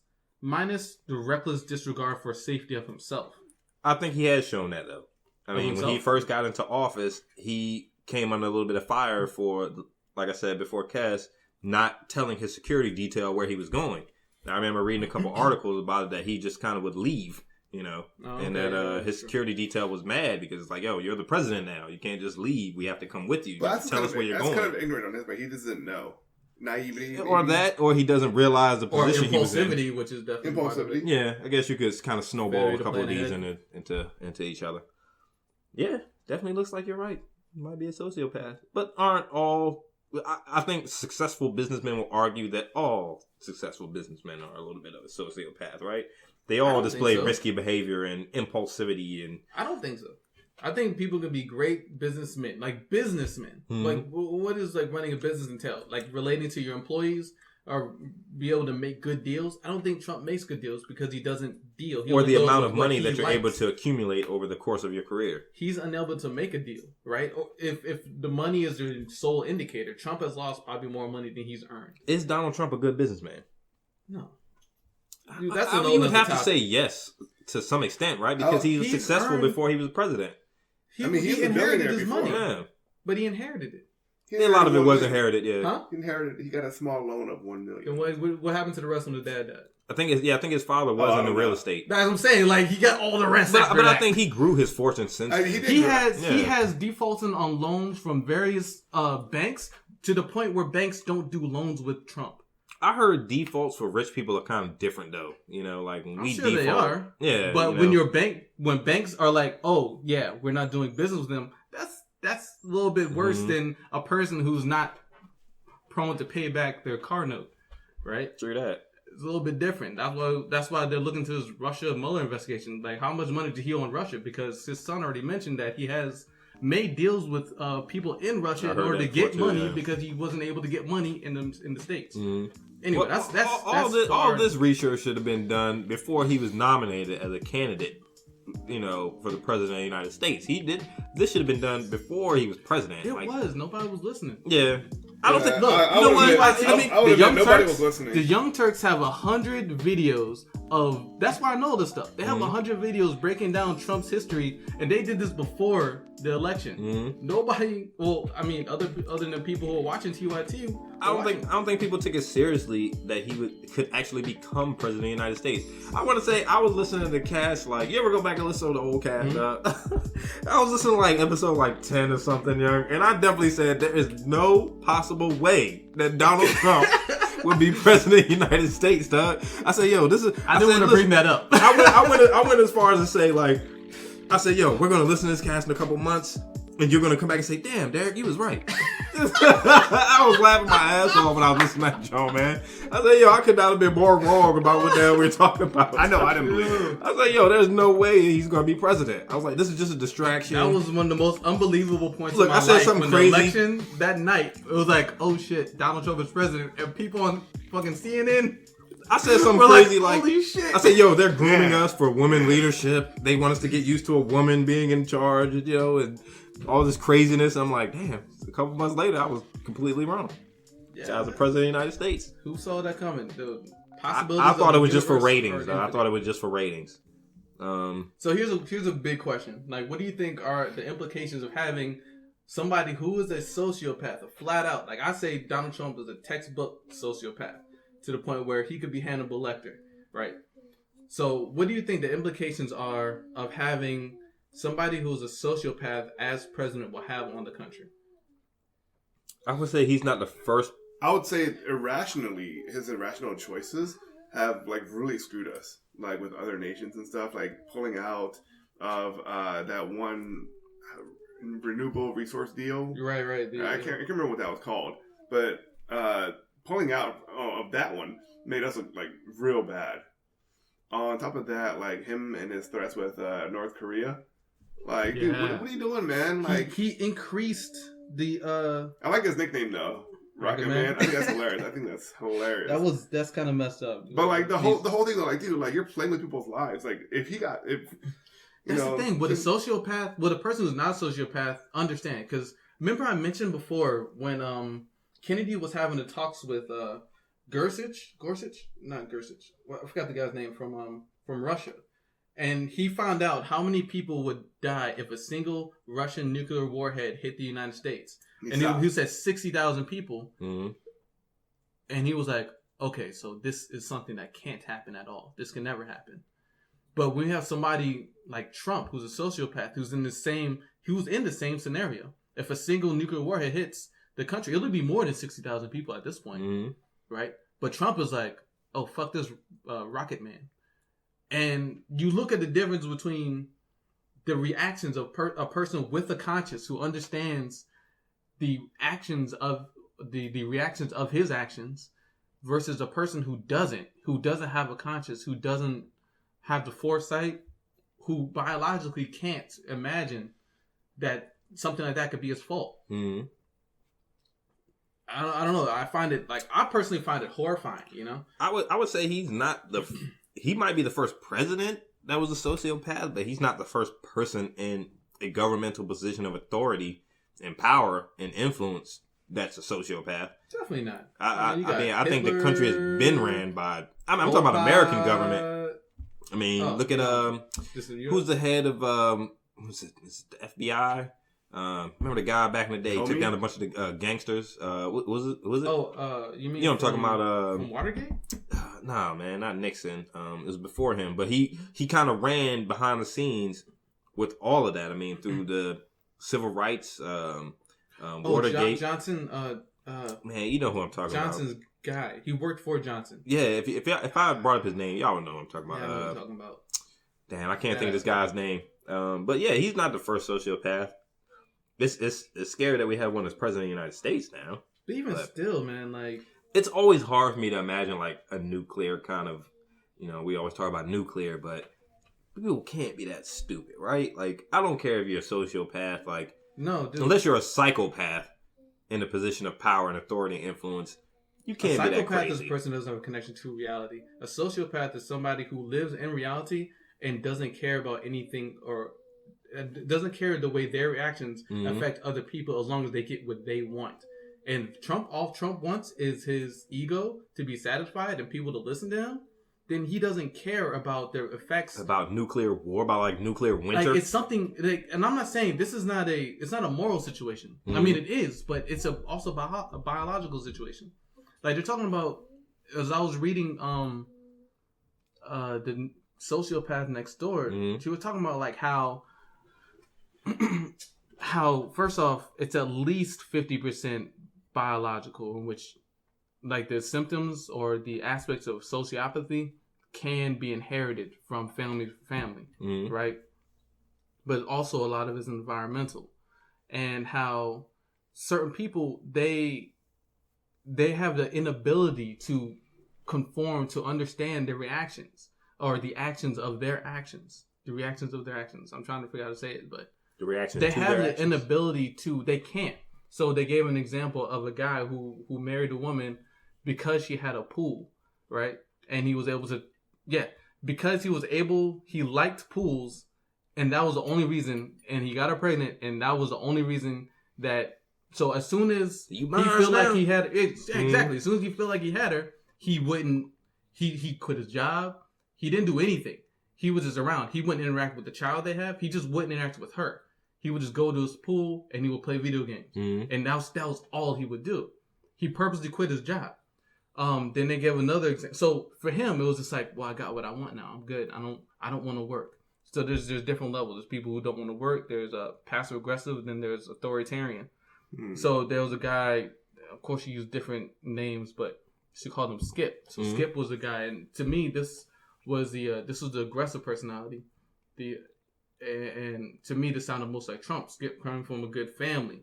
He was the way he would treated his mother and her sister were in ways of terrorizing them, right? In aspects, whereas he only interacted with them when they first looked good, right? If they weren't looking beautiful, then he as a son wouldn't have any interactions with them. He would blow up bullfrogs with like grenades. Well, not grenades, but like firecrackers. Stuff a firecracker in a bullfrog mouth. That's some sociopathic stuff, yo. That's exactly right. Some crazy. But that's just as he was a kid. So as he got older, his interactions with the people in his office. So he endeared himself to people in the place he was working. He inherited the president's position, and he married a woman who was quiet, and because he said and this is things he said because he said he knew that she wouldn't offer him any resistance when he did things, right? And she was absolutely beautiful, according to them. From there, he had sexual affairs. He raped women in his office, and every time people would try to bring charges against him, his company would defend him. They would put money. They would buy lawyers. They would pay off people. Which kind of reminds me of the whole CNN situation with Bill O'Reilly and that dude. Fuck that dude. What's the guy? Yeah, what's his name? I know, but so even going there, he was cheating on the stock exchange just because he knew it was a way to bring more money to him, so he could do more things he wanted. But at the same time, he was allowing his businesses to just kind of like fall apart, kind of flounder and stuff. Right. So I say all of these things, saying like that's almost a textbook Donald Trump to me, right? I don't know if he blew up bullfrogs, and that's kind of irrelevant, but that's a. I wouldn't put it past him. When it comes to like, I see Donald Trump blowing up a bullfrog. Well, there's one thing about like sociopaths and stuff. One of the key indicators is animal abuse when it comes to young children, because then you lack that empathy because you can't realize that you're hurting other people, because they might not realize you're hurting humans, is another thing, but if they're hurting animals, that they don't understand that, right? What? Because they don't feel. They don't feel. Yeah, exactly. So when you said that, I was like, man, that's kind of messed up. I was like, yo, but like, if that's true, then that's textbook right there. Yeah, exactly. So there's another thing about Donald Trump. This is my last point I want to make. The way he speaks about his daughter, right? Yeah, no, I don't like that. Yeah. So have you ever heard of? It's creepy, dude. So have you ever heard him speak about not Paris, Jesus. What's his daughter's name again? I can't remember. I don't know. Can't remember it, but no, I know what you're talking about. She's in the Kushner's wife. Something Trump. But he was like Ivanka, yes, Ivanka Trump. Hot. So I thought that was his wife. What's his wife's name? Melinda. Matilda. So you look at the way he speaks about his daughter. He only ever references her as somebody hot to look at, somebody sexy. Ooh, and he said, quote, "That's a hot piece of ass." He doesn't see her as anything other than a piece of side candy, right? Yeah, something beautiful to look at. Yeah. You could say the same thing about his wives in the past. They've all been model. Like, I don't know if they've all been models, but I know at least two of them have been models. Melania was definitely a model in the past. Well, you can't blame Trump for that, though. You know what I mean? But you can when you divorce her because you say she gained too much weight, right? And maybe there was more going on. Maybe he told her 20 pounds ago that, hey, you get a little thick. But you know what I mean? Trump definitely said... Okay. He definitely Trump. Trump's an asshole. Yeah, fuck Trump. But he was also... there was also a interview done by a reporter where Trump... But all these rich men have certain standards in women. You say all, but it's not all. I would say 80%.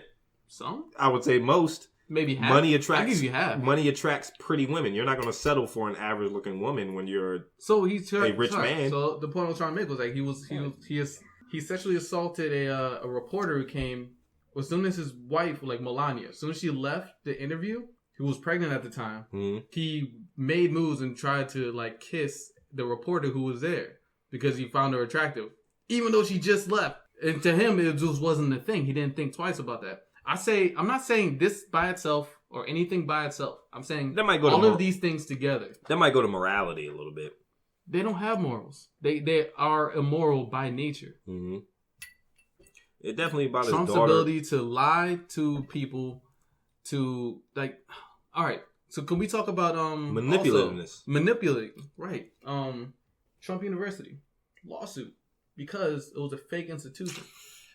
Yeah. And what were his comments on that? His comments were, he didn't apologize at all. Like he didn't even give a fuck that he got caught or that it was a thing.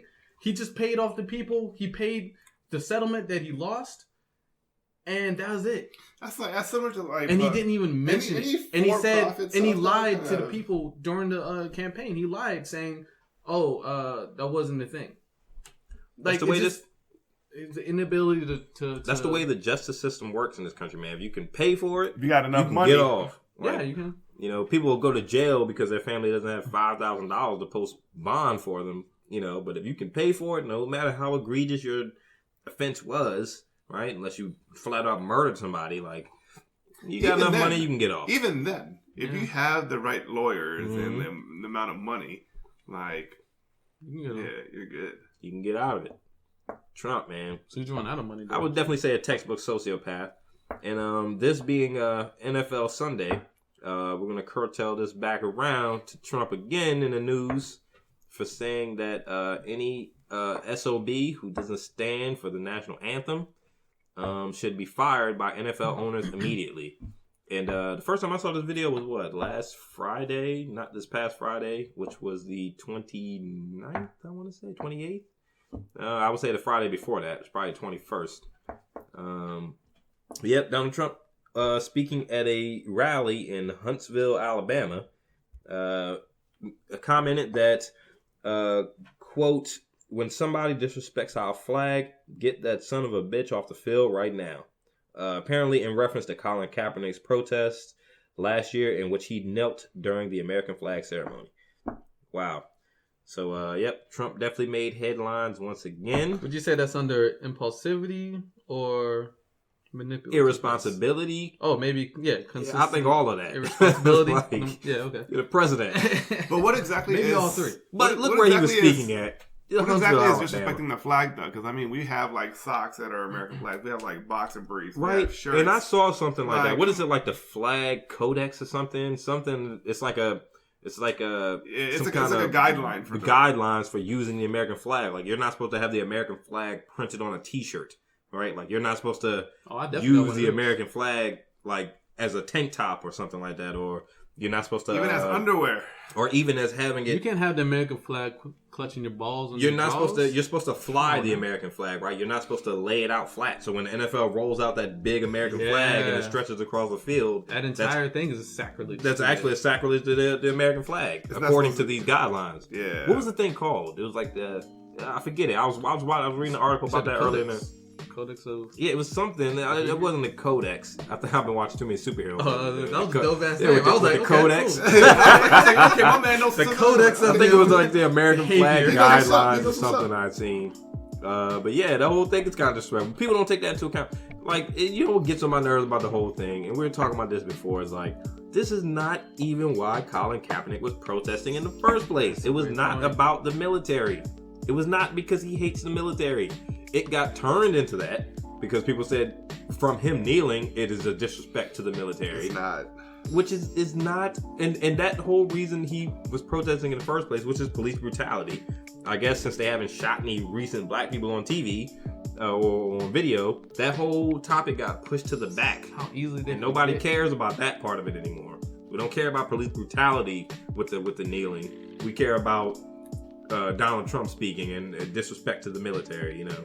Right. In Donald Trump's defense, though, as I again want to do, he was speaking in Huntsville, Alabama, which is the cradle of American racism. Okay, like if you want to go back to the roots of racism in America, you go to like Alabama, Tennessee, Louisiana, Georgia, like that southern part of the country. The racism that's is where it's so right. It's perfected down there. They perfected the art of racism down there. Dense. Yeah, it's so ripe. So ripe. Yeah, that racism down there is it's on point. Epitome. Yeah, man. I mean, so he had to kind of play up to his constituents a little bit. But come on, though. I mean, Trump knows we have cameras and he's the president now, so people watching what you do. Like, it doesn't matter where you're at. Sociopath. You know what I mean? He played the sociopath card. Definitely. He doesn't care. He don't care about what he's saying. Compulsiveness, irresponsibility. He just wanted to get a rise from the crowd. Like, even to the day, he pushes the whole crowd size during the inauguration. He pushes that to no end. So, yeah, he just wanted to get a rise out of the people at the crowd, man. Mm-hmm. Definitely. But his words definitely backfired. And he kind of ended up turning the whole NFL against him. Although, which I have to say is a feat in itself, right? Because to have everybody hate you, that's pretty incredible. People are taking knees, like everybody, like the heads of the NFL, the players, some people in the stands, right? So everybody's taking knees against Donald Trump. Whereas before, I recall that the boycott NFL thing, which is the hashtag now, but that kind of started with people who were for Colin Kaepernick and hated and were saying boycott the NFL because they didn't sign this guy for even though he's one of the reasonably well enough players, they didn't sign him because of this political statement.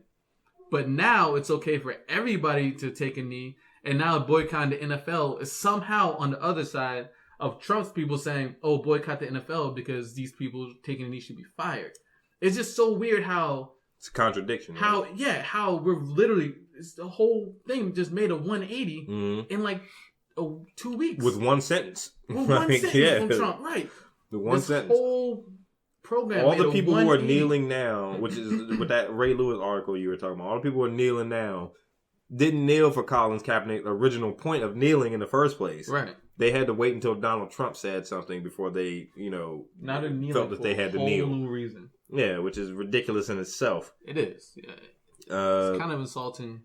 It is. And, honestly, I don't buy these owners kneeling for anything or locking arms. A lot of the players, some of the teams, they left it up to each team deciding what they wanted to do. Like, right? So for the Redskins in particular, they came out and all the players locked arms. Some knelt, some stood, but they all locked arms together and tried to show that their team was unified. And I think there were about 9 of the 32 owners in the NFL locked arms with their players. And Dan Snyder, owner of the Redskins, was one of them, which I don't buy for a second. I think the Rooney family, they own the Steelers. They did it. Jerry Jones did it for the Cowboys.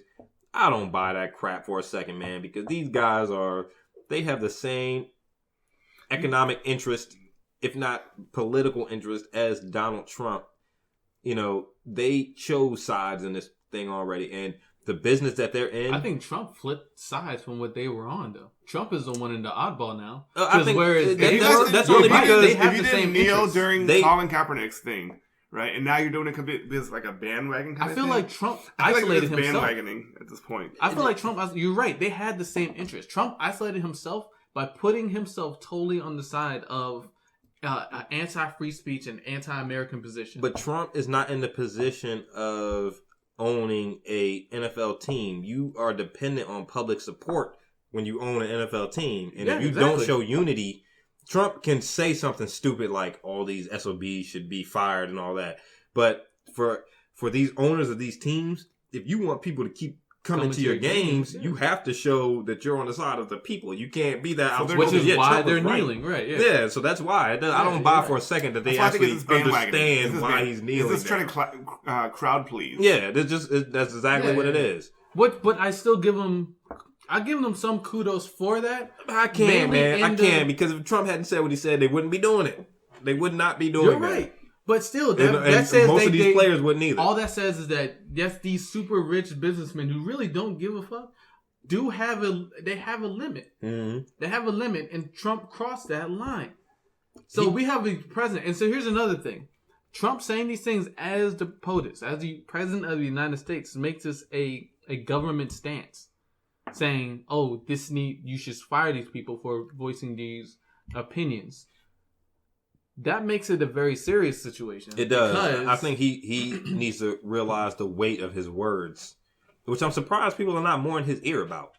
Which is probably not his fault. He's exactly, and he's used to doing what he wants. He's used to doing what he wants to do. He's like, Trump, they imagine the people behind, like off stage, off to the right or whatever, when he said that on the joint, they were like, oh my God. Why would you say something like that, man? Like, and then when that shit blew up, it's like, oh my God, again. I can't. Why would you do that? Like, what did I say?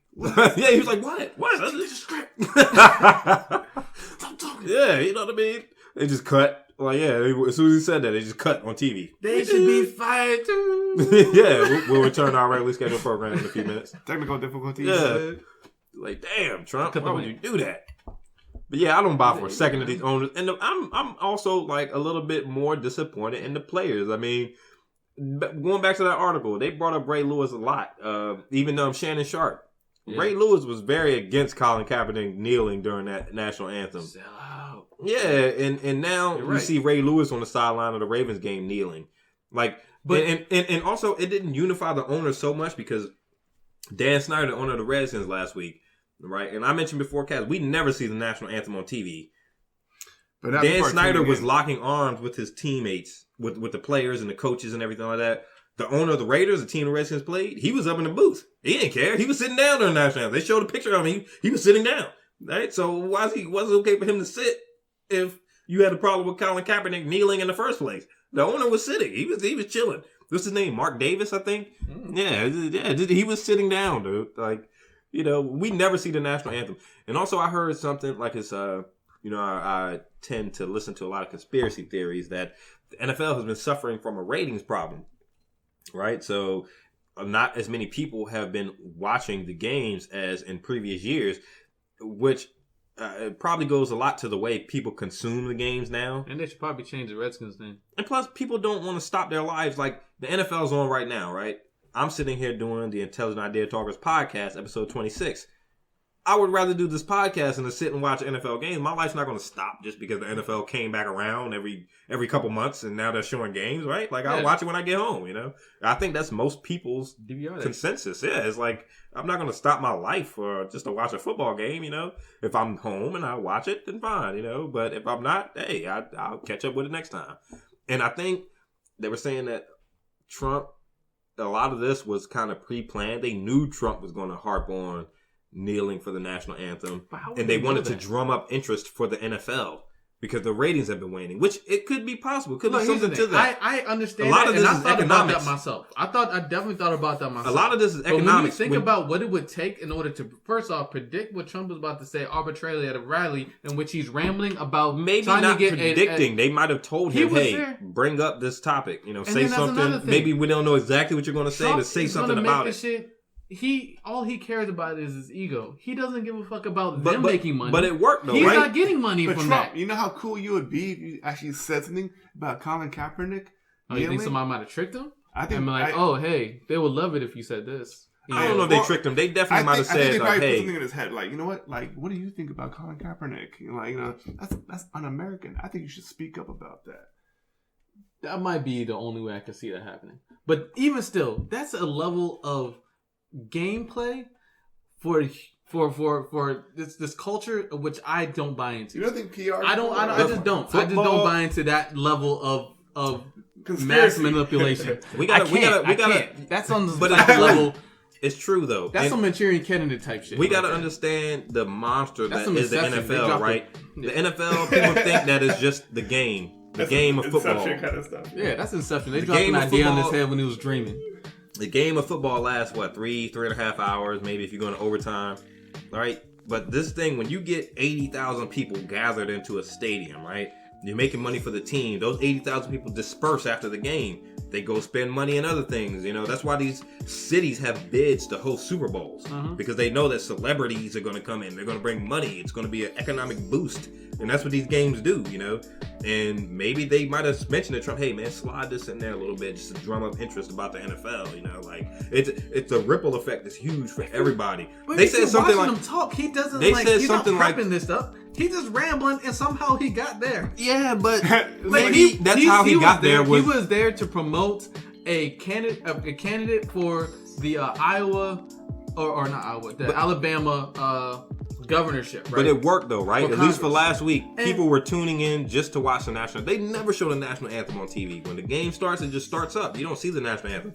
They showed the national anthem for all 16 games. Ready, you know what I'm saying? Yeah, I mean, they showed it, and people were looking for it. Like, I want to see how these players are going to react to this, you know? So maybe it worked to a certain extent. I don't know. I buy into it. I would say that maybe. I can't buy that. Maybe. I mean, these guys. Well, I hear you, because I definitely thought about that too. I was like, what if? I don't buy these owners, man. These owners are like Trump. I don't think they care. Like, I think a lot of them might be sociopaths too, you know? They got money. They don't.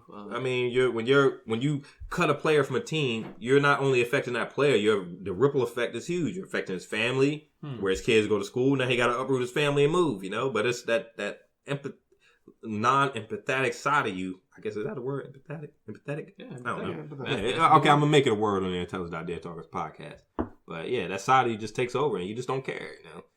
I don't think these guys care. I think they're in the business of public consent and they need public support to survive, which is why these owners did it. And not all 32 owners did it. It was only about 10. Capitalized on the opportunity. Trump said some dumb shit and they were like, oh shit, we don't agree with this. Entirely possible. Like, they could have just been like, oh, well, hey, let's just do this. I heard something like, you never let a good disaster go to waste, right? So, if you have, like, a hurricane in Texas, you sell water for $45 a case, you know? Or if you have a president say something stupid. Those guys got in trouble for that? Best Buy got shit for that. They got in trouble for that. They should have. That's ridiculous. But you never let disaster go to waste, right? Like, you have a natural disaster somewhere, all of a sudden you'll see store selling generators, and they'll bring in a whole shipment. Let's get it in because people are gonna be buying it. They're gonna be coming in looking for them, you know. But do you blame them though? No, you don't. Capitalism. Yeah, it's capitalism. You blame that though. Supply and demand, man. Definitely, man. This country, it's a lot wrong with it. Even the players, I was disappointed in the players last week. I mean, if you're not going to kneel for what Colin Kaepernick was initially kneeling for, don't kneel when Donald Trump says something. You know what I mean? But that's bandwagoning stuff. Yeah, it is bandwagoning. But at the same time, I think that was important. Because what if they didn't? Because you know what? That's still better than nothing. Like, true. Yeah, like, what if they didn't? Like, you have to look at it like, what if these guys were just like, no, but I think that's it, and like they didn't do anything. I think for the average then NFL the fan, point wouldn't be nearly as powerful as it is when everybody is like what everybody wants right now is unity. Like this president has done nothing but divide us. All we want is unity, right? So if you have a slight opportunity to like you said, take this disaster and use it to your advantage, and also appease the masses in a way in which they're seeing, oh, people are kneeling because they're unified against this negative threat. Like maybe there are heroes left in the world. Maybe there is good left in humanity. Yeah, but and people eat that up and they need it. But at the same time, it's like if they didn't, like what are the consequences if they didn't? If they were just like, if they didn't say anything, what are the consequences if nothing was done? I feel you on that because I think it would have been definitely looked at more negative if they didn't do anything as opposed to what they did. Like he put them in a place to have to make a stance, to take a stance. Yeah, I don't know. I think the average football fan, for me personally, last week, I did not care about that national anthem at the beginning of that Skins game. I was watching with Dennis and his brother. We could not care less. I didn't listen to one word. I mean, we saw it, and I think the average NFL fan, we just want to see football, man. I don't want to hear no politics and all that stuff mixed up in what I'm trying. This 3-hour window of my life or this of my day, I just want to see football. I just want to see this sport. I don't care about what Trump said, even something like what Colin Kaepernick did, you know, when he knelt, his very first game when he knelt, I'm sure a lot of people in those stands were like, okay, on with the game. Let's see the game, cares. You know. But it was like, if you weren't going to join Colin in the first place, don't do it just because what Trump said, you know, like. I would say, man. Do it just because of what Trump said, but also you a sellout. You definitely are. You get both. I mean, you can't kneel a year and a half after Colin. I mean, Colin's like, yo, I've been doing this. Like, you know what I mean? Y'all trying to show unity now. You should have did it with me last year. It would have made a bigger statement if they would have did it last year as opposed to doing it right now. And some did, but those are the hard guys. Those are the gangsters. But like at the same time, it's like all these people doing it now, man. Like Brady. Nobody cares, dude. We know you a Bama. We know you voted for Trump, jerk. Oh, he definitely did. His owner did too. I think Trump was hanging out with the owners at the game. I think that's the thing. Like some people were. You're right. He was hanging out with the. He's friends with the Kraft family. I think they had a picture of like Tom Brady, Robert Kraft, who's the owner of the Patriots, and Donald Trump on the field, like before the Super Bowl or something like that. Picture before the fucking year's up. Mm-hmm. But so I was another point I wanted to make. I forgot now. Yeah. Dang, it's crazy, man. Yeah, I know, right? You try to, like I said, you try to get your point out before you lose the thought. You know, you're like, there's so many things going on at once. Mm-hmm. You gotta get this out. But yeah, I mean, hey, going back to Ray Lewis, I remember. So going back to Ray Lewis, the article I sent was about the petition being sent out that gathered like 80,000 signatures to have Ray Lewis's statue removed, which is dumb because he kneeled at the game, and but he said, but his response was, I wasn't kneeling for that. I was praying to God. Yeah, but he kind of was, but at the same time, he was a bitch for saying that. Which is kind of stupid anyway, because I was like, you know, honestly, own it, man, own it, dude. Own it. Ray Lewis. I want to see the ethnicities of a lot of these people that signed this petition, for one thing, and two. They're the people they're the same people who wanted the statues of the Confederate. Ray Lewis still won you guys 2 championship trophies, okay? He's still a 2-time champion. He's a Hall of Fame player that played for your team. Like, why are you going to denigrate his statue that he earned on the field of play because of an action that he took off of the field of play? You know, as long as it's not like raping somebody or murdering somebody. And by the way, Ray Lewis was under investigation for murder back in the day, about 15 years ago. Yeah, he came under investigation. I think not that he murdered somebody, but that he did not snitch on a friend who he knew had murdered somebody. Like he didn't say nothing. And nobody said anything about that, about his statue. It's just, he knelt for that thing when he... let's tear his statue down. Like, why is that the turning point? Why is that... People are so finicky. Because like Shannon Sharp said, the most powerful, the most valuable thing right now in this country isn't media, it's racism. Right now, Juice. That really stuck with me too. I was like, yo, you're right. That joint is just up there with gold, right? Race is a valuable commodity right now. It's the most valuable of commodities now in this country. It really is. Race. You wouldn't think about it like that, but it is. I mean, if you can play up on race, you can pretty much manipulate people, and I mean, it is valuable. Of it, man? What's racism is America. It is America, man. It's so American. That's the most messed up part of this. It's like, despite what we thought in the 80s and the early 90s, it turns out, still. Oh, yeah. Yo, it's still here. Still alive and kicking. Still, man. Yeah. Luckily, where we are, we don't experience it as much as I would say they do in Huntsville, Alabama, where Trump was speaking at. Yeah, I was gonna say. I want to see the crowd that Trump was speaking to. Like, if they could pan the camera around and show the crowd, I bet you there wasn't one black person in there. I bet you there was not one black person in that crowd. Maybe somebody, Uncle like a Ruckus cameraman. In that joke. It might have been a cameraman or something like that, or somebody who worked at the stadium or something. Dockets. Yeah, but I bet you there was no black people there. Fired him. So Trump is still like, he is very impulsive and just says what he wants. And maybe let's give the man some credit. Maybe he'll learn how not to do that before his term is up. Do you think Trump right now would be elected for a second term of office? I don't know. I don't think so. Even white people don't like him. He's like one of the most unpopular presidents. They had a CNN sometimes they bring in Trump supporters and they talk to him to see where they're at. So what do you think about this? A lot of people now are just like, think so. But no, a lot of people didn't think that he was going to get elected card in the first place, though. Yeah. Mm-hmm. So maybe. But he's playing on his race card too much, and I think people are going to get tired of that, man. Like, people know exactly what he's about. All those promises he made, and he did the 180 opposite. Yeah. All the repeal Obamacare that he failed 3 times on. Yeah. Like, people are like, no, he's not going to do whatever the hateful shit we want. He's not going to be able to do it. Those deals he's be talking about, not a single goddamn deal. Pulls out the Paris Climate Accords. That's what it's called. The Paris Climate Accords.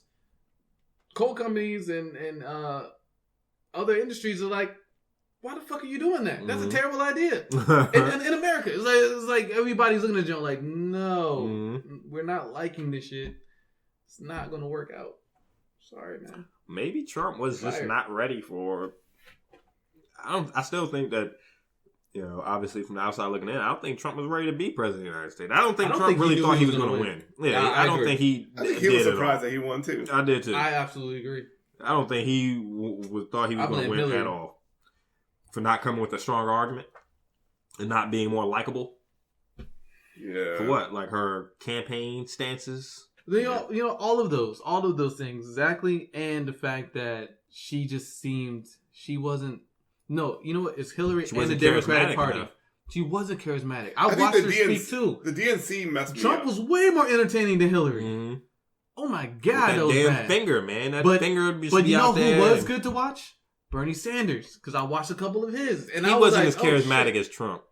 I don't know. No. But he was likable. Bernie just because what he was saying made sense. And people gravitated towards that. Content that he was talking. Trump was like a show, like a circus. Mm-hmm. Hillary was just boring as fuck. Trump was an entertainer, yeah. Right, and Bernie Sanders was not Jones spitting facts. Mm-hmm. Like he was a conscious rapper up there.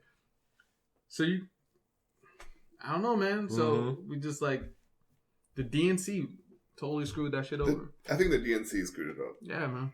Because we already knew people didn't like Hillary, man. Mm-hmm. Like they had polling. People didn't like Hillary. The only reason she got as many votes as she did was because people were fucking scared as shit of Trump, and they still fucking lost. And could we fucking bail on the what's that thing called? The Electoral College? Because that shit is. If we didn't have that, there would be no Republican presidents. It's the way this great country is run, man. But then I heard something like Al Gore, talked about the Electoral College as well. That's I heard the only something. reason they can win. I mean, it's good and bad in my opinion. Like, it's good because it gives minorities a chance to actually voice their opinions. No, it gives the minority, not minorities.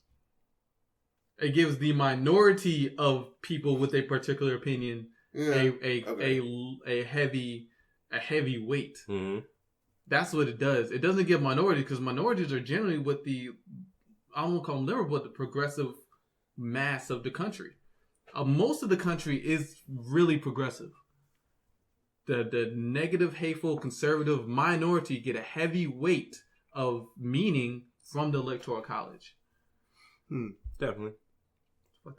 I heard something like the reason that the U.S. government has only two parties is because the U.S. government adopted, the symbol of the eagle as the American symbol, and the eagle only has two wings. It's a left wing and a right wing. So that's kind of the way you have to run your government. Could have been an octopus, right? Yeah, that probably would have been better if you think about it. Could have had something better, yo. I just pictured that Joe with a fucking, that fucking American octopus. The American flag on his big Kraken, I'm about to say, we at least could call it the Kraken. Yeah. The American the Kraken. United States of the Kraken. Oh, man. The bald Kraken. I don't know, man. This country is topsy-turvy, man. Screwed up. I think most people still just care about maintaining their livelihood, taking care of their family. I think I'm more scared about climate change, man. Which is stupid with this racial divide that Trump keeps playing up, because like we keep saying, if the trucks stop coming to the stores and stop delivering food, they stop delivering it for everybody, racist or not. Food doesn't care if you're who getting food? Racist. Rich people. That's it. If you got the money for it, racist or not, they just gonna buy the trucks. It's crazy, man. Yeah. We're kind of, the mass of people are all in the same boat, but yet they'll play up this racial divide. Yeah, it's crazy, man. I think it's really driven by media, and that's the fabric this country is built on, is racism, man. And that really did stick with me too. I guess what you were saying about Shannon Sharpe is race is very valuable, man. It's a very valuable commodity, man. I mean, it is. It's right up there with oil and gold, with race, man. It's your identity. Yeah, man. Yep. People just need a reason to hate. Yeah, people always gonna find a reason to hate. Yeah, I guess we're gonna wrap it up. Trump's a sociopath. Episode 26. That's the way to end it. Oh, wait. I want to talk about Jim Carrey? Oh, you know what? That's we could do that on another time, because that's going to be that's a topic that really doesn't have an expiration date, right? Like Trump, we kind of had to jump on because it's recent news. Jim Carrey, we can hold that off next time. That doesn't have an expiration date. It's very interesting. Who is the my in my? Who is I? Yeah. Who is I? Who is I? Who me is? It's my body, but who is mine? Who be is? I like that. Who be is I is. Who be is me. All right, guys. I was going to take us out, man. Episode 26, Tells an Idea Talkers podcast. I'm your host, D. This is Juice. It's the Rocketman. Oh. Damn it, Jay. Damn it. Jay, all right? Let's try this again, man. All right? I'm your host, Juice. Right. I'm your host, D. I might be horrified. Yeah, God damn boy it. Jay signing out. Yeah, Tune in next time. Said fine. Y'all want to be boring old Jay. Jay the Rocketman and whatnot. Tune in next time. Definitely. Tells an Idea Talkers podcast. Signing off. Peace. Out.